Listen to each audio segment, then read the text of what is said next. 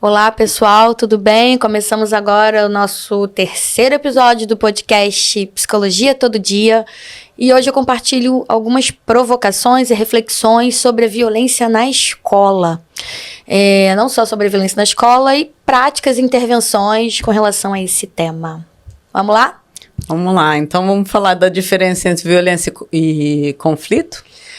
A diferença entre violência e conflito? Bem, o conflito nos constitui, né? O conflito é inerente à vida, o conflito é todo dia em todo lugar. A escola, inclusive, é um espaço de conflito, de convivências e conflitos. Então, o conflito faz parte da vida. É que a gente aprende que o conflito não é bom, né? Culturalmente, a gente aprende que ele não é bom, mas ele faz parte da vida.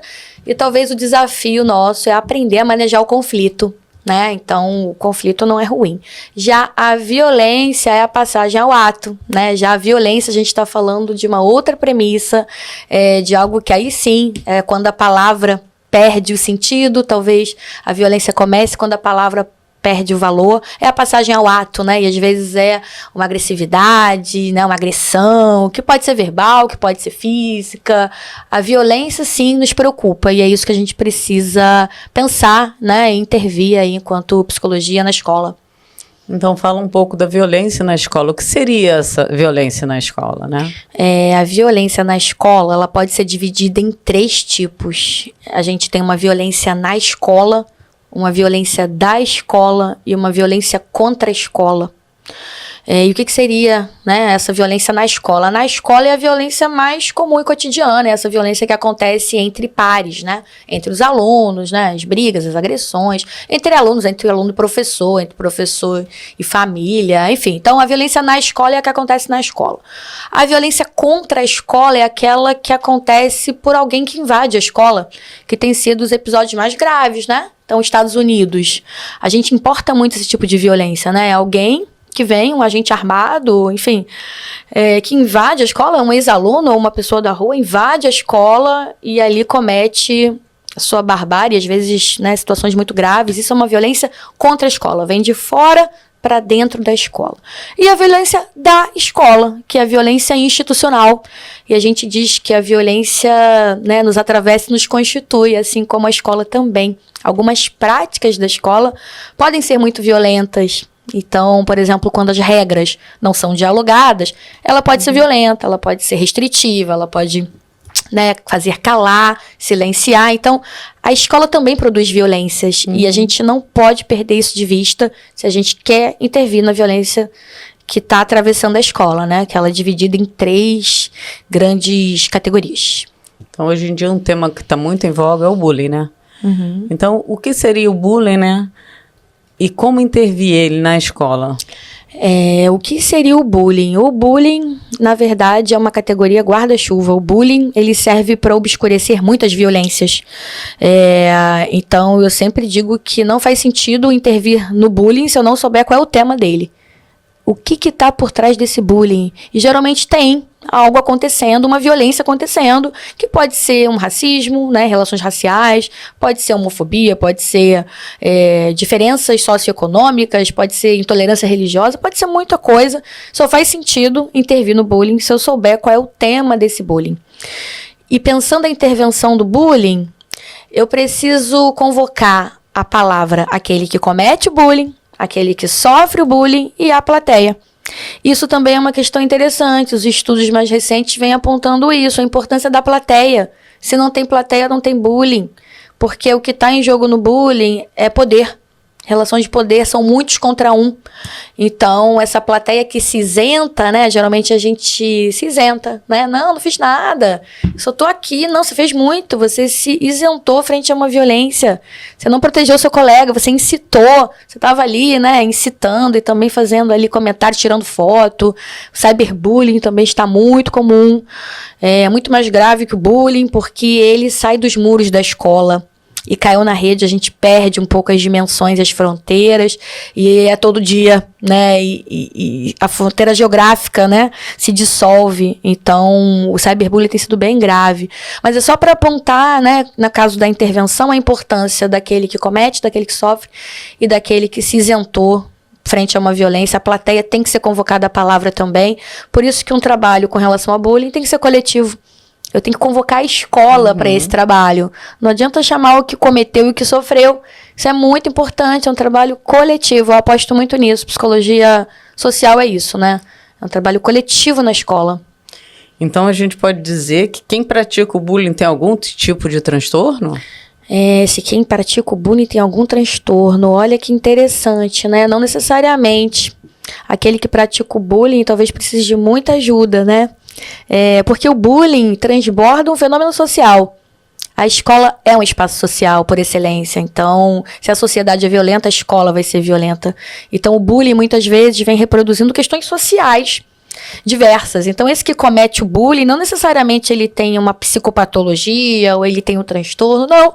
Ele só está reproduzindo uma sociedade, muitas vezes agressiva, violenta, né, que não respeita as diferenças, do preconceito, da discriminação. Então, talvez aquele que sofra também pode estar sofrendo. Aquele que se isenta frente a uma violência também pode estar sofrendo. Então, é um grande mito achar que aquele que comete o bullying tem alguma patologia. Não necessariamente, pode ter, pode não ter. Essa é a riqueza da psicologia, né? A gente precisa se aproximar e entender. A gente só consegue entender o que está acontecendo quando a gente dá palavra, quando a gente deixa falar. Então, fazer falar é importante, né? Eu não consigo saber a priori, né, o que caracteriza essa prática. E a gente precisa estar atento a isso.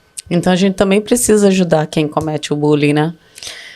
A gente precisa ajudar quem comete bullying, quem sofre bullying, quem se isenta frente a ele. Às vezes a fantasia é que, né, a gente precisa punir aquele que está cometendo bullying. E recentemente a gente teve uma mudança na lei, né? O ECA teve uma mudança importante, criminalização do bullying. Isso me preocupa, porque, de fato, a gente tem criminalizado as questões escolares, a gente tem judicializado as questões escolares, a gente tem, além de patologizar as questões da escola, a gente tem agora judicializado. E quando a gente passa a judicializar, talvez a gente tire a escola da capacidade de resolução dos seus conflitos. Se eu tirei a escola desse lugar, talvez a escola perca potência, perca força. Há uma desvalidação social da escola, tanto pelas famílias quanto pelos alunos. Isso me parece muito grave. Essa desvalidação da escola como capaz de resolver conflitos. Então, eu levo para a justiça, eu levo para a mídia, eu levo para qualquer lugar, eu vou para a delegacia, mas eu não resolvo na escola, eu não busco a escola. Então, isso tem me preocupado, né? Ao mesmo tempo que parece ser um avanço, né? A gente vai punir penalmente. A gente também está perdendo a potência da escola na resolução dos conflitos. Então, bem importante esse tema. É bem preocupante mesmo, né? Porque a gente vai punir. E como fica essa pessoa se a gente não ajuda ele, né? Como é que a gente vai parar esse bullying? Parece que a gente só vai aumentar. E é isso mesmo, parece que a gente só vai aumentar porque a tendência é transferir o problema e não resolver o problema. Eu percebo que algumas escolas transferem as crianças. Gente, mas eu estou transferindo um problema para um outro lugar, eu não estou resolvendo o problema. Em algum momento isso vai, talvez, desdobrar em algo muito grave, é uma tragédia anunciada. Se a gente não intervém, se a gente transfere, ou transfere para outra escola, ou transfere de turno. Isso me preocupa muito, né? De fato, que tipo de práticas a gente tem pensado nas escolas para intervir nos casos de bullying? Mais uma vez, né? As práticas são coletivas, as saídas são coletivas, e nem sempre a gente aprende, né? Eu fico pensando na formação acadêmica do psicólogo, do professor. Talvez a gente aprenda pouco a manejar pelo grupo, pelo coletivo, processos grupais, né? A gente tende a individualizar questões sociais. Talvez essa seja a armadilha, né? A gente olha o bullying como algo individual, como algo daquela pessoa, e não como um reflexo de uma sociedade, de um contexto, talvez daquela escola, né? Daquele perfil de alunos. Isso é bem importante. E quando o psicólogo é chamado para intervir nessa questão, ele vem como um salvador, né? O que ele vai fazer? O que ele pode fazer nesse momento, né? Porque a expectativa é que ele salve e resolva tudo. E, na verdade, a gente sabe que não é isso. Então, o que ele deveria fazer nesse momento? O que cabe ao psicólogo quando ele entra numa escola e a demanda é bullying? O primeiro ponto é ouvir a demanda, né? Então, pensando uma psicologia social na escola, o primeiro fato é ouvir essa demanda que está chegando, porque a demanda nunca chega pronta para ser respondida. A demanda que chega ao psicólogo, ela é como um estado bruto. Ela tem que ser lapidada por nós. Porque nem o outro sabe ao certo o que ele está pedindo. Ele pede o que é possível para ele. Então, muito cuidado. As demandas que chegam para nós não devem ser prontamente respondidas. Elas precisam ser lapidadas. É como um estado bruto mesmo. A gente devolve um diamante, né? A gente lapida com a pessoa. Então, primeiro ponto. Recebeu a demanda, lapidar com a pessoa. Entender um pouco melhor qual é a demanda, como é que aquilo se constituiu, quem são as pessoas envolvidas, se já estavam na escola. Entendem? Contextualizar um pouco a demanda que chega. Porque senão a gente corre o risco de intervir em algo que não é real. A gente intervém na fantasia do outro. Sim. Então, o primeiro ponto é lapidar a demanda, e uma vez lapidando a demanda, convocar todos para um trabalho coletivo. E às vezes é incluir família, é fazer um trabalho com os pais, é fazer um trabalho com os próprios professores, funcionários da escola, às vezes com os estudantes. Então, o trabalho de um psicólogo na escola não é só o aluno.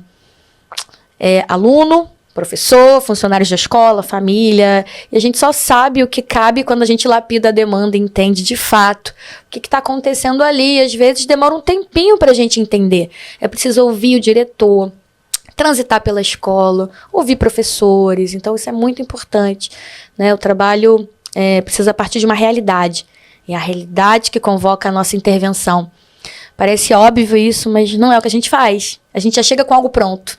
A gente já chega com uma forma para aplicar. E eu estou dizendo a vocês da importância da gente, de fato, habitar um território existencial da escola. É assim que a nossa potência interventiva acontece. E como é que a gente traz a família para ajudar nesse momento? Como é que a gente traz a família para ajudar, né? Então, isso é um grande desafio para a psicologia e para a própria escola. Na medida que a criança vai envelhecendo, a criança envelhece, a família se afasta da escola. Então, quando a gente está no Fundamental 2, no ensino médio, é bem difícil a gente conseguir acessar a família, porque essa criança, esse adolescente já tem uma autonomia, ele vai e vem sozinho. Então, eu sempre acho que o desafio é sensibilizar essas famílias. E às vezes a família tem resistência, essa família precisa de ajuda para ajudar o seu filho. E às vezes é preciso sensibilizar essa família para esse lugar, né? A família vem muito resistente, vem muito dura, muito enrijecida. E eu acho que nosso trabalho é esse, é sensibilizar a família e a escola, que também às vezes fica muito rígida, muito dura. Já vira ali uma rivalização e não uma complementação de saberes. Então, esse é o desafio, sensibilizar as famílias, né? Porque me parece muito a questão da família deixa na escola e acha que a escola é que tem que resolver. Então, fica passando o prato. Acha que o outro tem que resolver, né? Isso é interessante, né? A quem cabe o processo educativo? A escola ou a família? Gente, são os dois. São os dois. Isso é uma fantasia, achar que compete a família, a educação, compete a escola, escolar. Não, gente, é tudo junto e misturado. É todo dia em todo lugar. A educação se faz na escola, faz em casa, escolarização na escola, em casa. Precisa ser complementação de saberes, e não rivalização de saberes. Só assim a gente vai avançar enquanto escola, enquanto sociedade. Muito importante esse ponto, né? Muito importante. E com isso a gente finaliza o nosso terceiro episódio. Espero vê-los em breve. Até lá!